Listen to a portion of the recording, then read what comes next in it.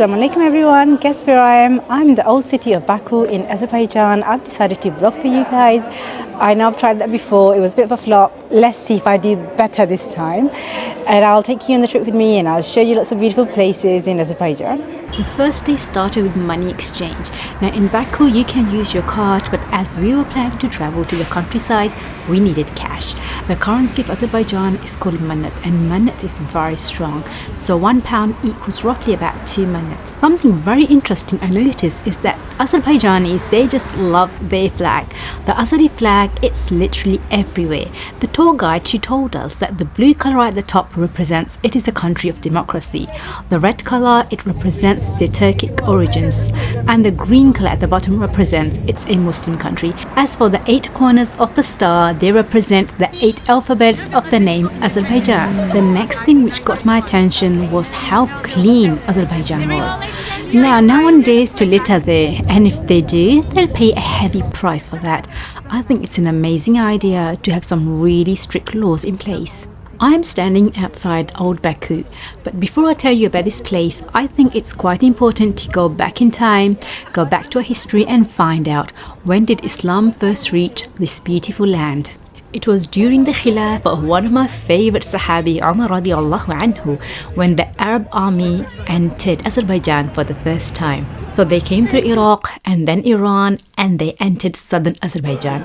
So Azerbaijan can be divided in 2 parts, southern and northern. So southern Azerbaijan, it's nearer to Iran, and northern Azerbaijan, it's nearer to Russia. More specifically nearer to Dagestan and Chechnya. So the Arab army, they were fighting the Sassanid Empire in the southern Azerbaijan region. And the religion Azeris used to practice that time was Zoroastrianism. So after the battle, the Arab army won and the Sassanids were eliminated from that area. Okay, I'm going to tell you something interesting whilst I'm walking, that most of the people in Azerbaijan actually don't know how to recite the Quran or to pray Salah, because after the Russians took over, they actually demolished most of the masajid and the madrasas. Azerbaijanis didn't really bother establishing, the education system, the Islamic education system, because most of them are actually quite secular.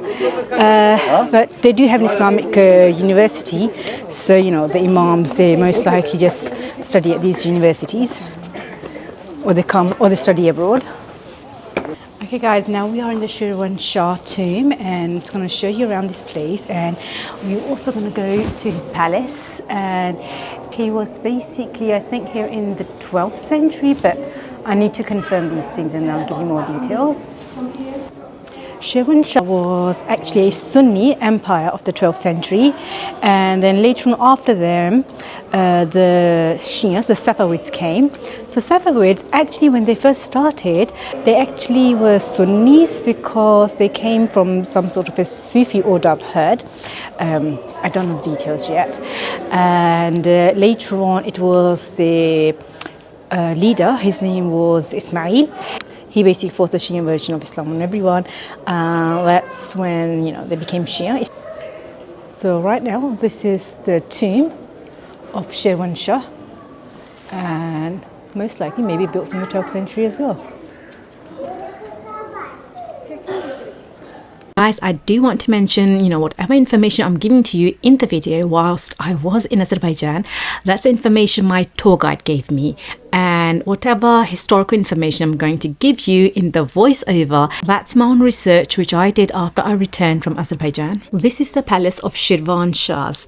This is a UNESCO World Heritage Site. The dynasty of ShirvanShahs actually ruled this area for a very long time, from 9th century to 16th century. So this is a throne room, and a lot of this area, this building, was actually demolished many times because there were so many invaders.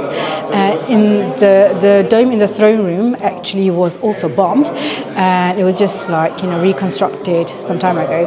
So a lot of this building is actually quite new. They were not always independent. Many times they had to pay taxes to others, such as the Seljuks, to the Mongols, and eventually they actually lost to the Safavids. The ShirvanShah dynasty started with an Arab man. His name was Yazid. So initially they were Arabs, and later on they had lots of intermarriages with the Persians, and they also wanted to please the Persian population. So eventually they were Persianized. Then later on they had another leader who was from an area called Derband, which is in current day Dagestan. So then they became Derbandi. So the ShirvanShah dynasty started with the Arabs, then it was Persianized, and then they became Derbandi. Initially the capital of ShirvanShah was in Shamakhi. I'll take Shamakhi later on, maybe in part 2 of this video. But then later on it was changed to Baku. And that's it, guys. That was the beginning of the rise of Baku. Look at this beautiful jewelry from 19th century. Like, I'm sure many of us, we still have jewelry of our grandmas, and it's just so unique and beautiful. And this complex, it's very unique and quite big. There's a palace, a mausoleum, a masjid, a water reservoir, and lots of other buildings of people who lived around the palace. And all of this, it's surrounded by a fortified wall which protected the palace and its people. Now we are on our way to search for some good food. Now if you're like me who likes bland food, then you will like Azeri cuisine. But if you like really spicy food, you know, the typical Indian Pakistani spicy food, then their cuisine might not be for you. Let's go back to our Islamic history. After Muslims were successful in conquering the southern Azerbaijan region, they headed towards North Azerbaijan. Now in North Azerbaijan, they met Khazar Khanate, and these were nomadic Turkic people. And there were many battles between the Ummayyads and the Khazars, and then later on the Abbasids and the Khazars. And it was finally sometime in the 730s, like early 8th century, when the Arabs were able to defeat the Khazars. And that's when they became undisputed rulers of Azerbaijan. Next, I visited this place called the Martyrs Lane. So Martyrs Lane, it's a place where the Soviet army had brutally murdered many innocent civilians during Black January 1990. This place is actually dedicated to these martyrs, and there's also a flame called the Eternal Flame. And the purpose of this Eternal Flame is just to, you know, give honor and respect to these martyrs. And I think we should also remember, like, this country has a history of Zoroastrianism, and Zoroastrians used to worship fire. So obviously they don't worship fire anymore, but it is still used as a symbol of honor. Azeris are actually quite proud of this historical flame culture, that they have actually created buildings which are called flame towers. So these are basically 3 buildings which are skyscrapers, and they actually have different lights at night time. So sometimes they have lights which show their flag, sometimes they have lights which kind of show a flame. These buildings are a tourist attraction in themselves.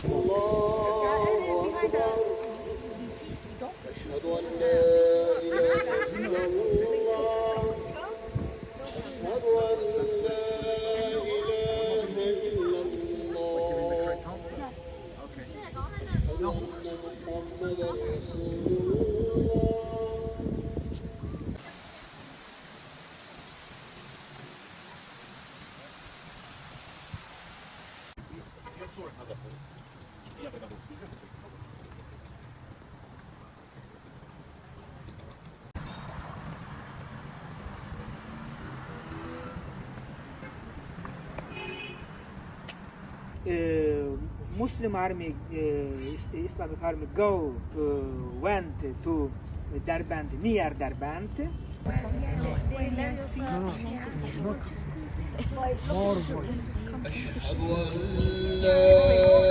Just do it for the last 5 minutes. This is a Heydar Aliyev Center. It's named after the 3rd president, and Heydar Aliyev became the president of Azerbaijan after independence. After him, his son Ilham Aliyev took over, and he is the president now. So let's quickly talk about Azerbaijan when it was under the control of the Soviet and the Russian Empire. During early 19th century, there was lots of fighting happening between the Russian Empire and the Iranian dynasty called Qajar. The Russian Empire won, and they took control of Azerbaijan. And it was actually after World War I when the Russian Empire collapsed, and Azerbaijan got independence only for 23 months until the Bolsheviks came, and again Azerbaijan was under the control of Soviet Union. Obviously they didn't want that, and they did fight back, and nearly 20,000 Azerbaijani soldiers were martyred. It's a sad reality, but freedom demands sacrifice. A huge price is usually paid for this freedom, and maybe that's why Azeris are so proud of their flag, and that's why they have the flag everywhere, because they know they paid a huge price to gain this independence. So this place that I'm going to is called Aatishgha. Aatish just means fire, and Aatishgha just means the temple of fire. So it was basically a place of worship for the Zoroastrians, Hindus and Sikhs. So now I'm in an Aatishgha, that's a fire temple, and let me just show you the fire temple. That is a fire temple. It's okay, guys. So basically that used to be a temple where the Zoroastrians, they used to worship fire, and there used to be fire in the middle. Let me see if I can get a glimpse of that.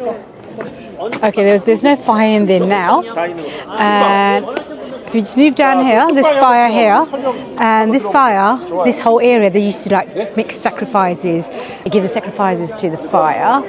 And if you look at all these little rooms all around, so it's basically a Karwan Sarai. It was basically a place built much later on for the merchants. So when the Silk Route was built, the Indian traders, they used to come and stay in this place. So basically, this temple was destroyed by the Muslims. You know, the country used to be Zoroastrians before, and then they became Muslims. So the Muslims got rid of the temple. But when the Indians, the Hindus, they started coming to this Karwansarai, the traders, they actually, you know, gave donations, money, and rebuilt this temple. And this area here, this is the guest house. So it's right opposite the temple, so the guests, you know, they could just see the fire, the temple straight from here. So anyways, the Hindus, they used to come here and they used to worship here, and now it's just like basically a tourist attraction. Maybe some Zoroastrians or some Hindus still worship here. So inside the temple, the Brahman priests used to, you know, like lead their special prayers. And so Zoroastrianism is actually like part of the history of Azerbaijan. And something interesting about Azerbaijan, the name Azer, it's basically coming from a tribe. So, you know, these people used to kind of come from that tribe, and that's what they call Azerbaijan. But nowadays, there's lots of different nationalities in Azerbaijan. There's different languages, different cultures, different food. So the people in the south are kind of different from the people in the north. So it's quite interesting and quite diverse here, actually. So because this has been a Zoroastrian temple, and some people still come here and worship the fire, I want to recite the Quran here. Next, I went to a place called Yanardag. Yanardag basically means a mountain of fire. In this place, there are some natural gases because of which there's always fire blazing. No matter what the weather is like, whether it's raining or snowing, you'll always see fire there. Assalamualaikum guys, I'm in Yanardag today, and let me just show you this beautiful place. Let me just turn the camera around and zoom in a bit. Can you just see it says Yanardag there? And the speciality of Yanardag is the reason the tourists come here. It's because of that fire there. So that fire, it's always igniting 24/7. And my tour guide was actually saying there's a gas pipe there which kind of, you know, helps that fire to always ignite. And, you know, some people try to say like maybe it's got some connections with the Zoroastrianism. Then we went to a historical mosque in Baku called Bibi Haybat Mosque. Originally, this mosque was built in the 13th century by ShirvanShah Farrukhzadeh. But when the Soviet Union took control of Azerbaijan in 1920, they were anti-religion. They bombed this mosque in 1936, and they also destroyed many other mosques or turned them into storage spaces. They also destroyed cathedrals and churches. After this mosque was destroyed, in that same year in Moscow, it was decided by the Soviet government that from now on, they will preserve historical monuments. Azerbaijan became independent in 1991, and then in 1994, the president at that time, Heydar Aliyev, he made the decision to rebuild this mosque. Let's now talk about the main significance of this mosque. Why is it so important? The reason this mosque is very important, it's because there is the tomb of a very famous lady. Her name was Ukayma Khanum. She was the granddaughter of the 6th Imam Ja'far al-Sadiq, daughter of the 7th Imam Musa al-Khadim, and sister of the 8th Imam Ali al-Rida. She is from the family of our beloved Rasulullah sallallahu alaihi wasallam. Along her grave, there are 3 more graves, but to be honest, I don't know who is buried there.